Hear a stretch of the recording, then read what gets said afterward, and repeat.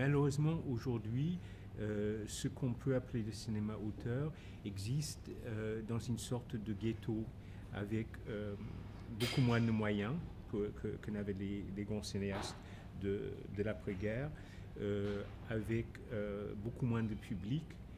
Et du coup, il y a une distinction vraiment très nette entre le cinéma commercial et le cinéma d'auteur, et je trouve ça dommage.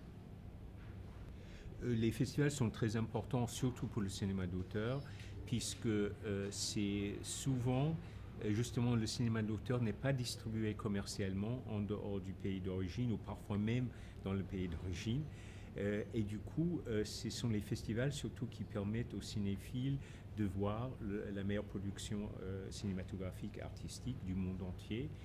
Et puis, les festivals en général qui m'invitent, en tout cas, ce sont des festivals qui ont une programmation très exigeante.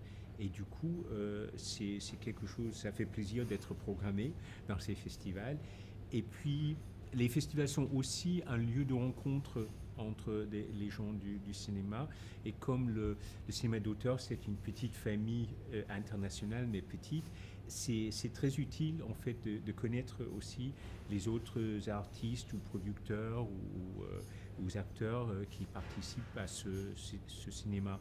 C'est vrai que je me considère comme culturellement européen, et je pense que la culture européenne existe réellement, et le problème avec l'Europe officielle qu'on essaie de construire, c'est que c'est essentiellement quelque chose d'économique et de technocratique, tandis que la vraie base de l'Europe, c'est une base culturelle.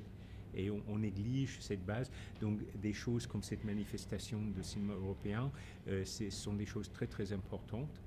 Et effectivement,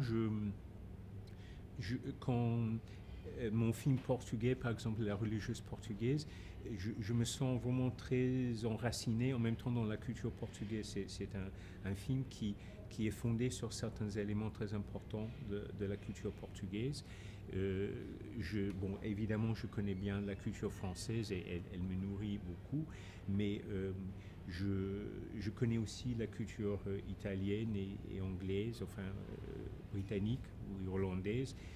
Je me suis intéressé à la culture tchèque, à la culture basque aussi. Mon dernier roman publié, c'est un roman en fait sur le Pays basque.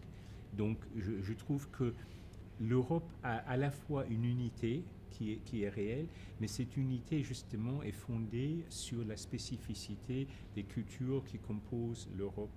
Et je pense qu'actuellement, il y a un danger, d'une part, qu'on perde ces cultures dans ce qu'elles ont de spécifique, et du coup on perdra l'unité de l'Europe, parce que cette unité de l'Europe est fondée sur ces différences.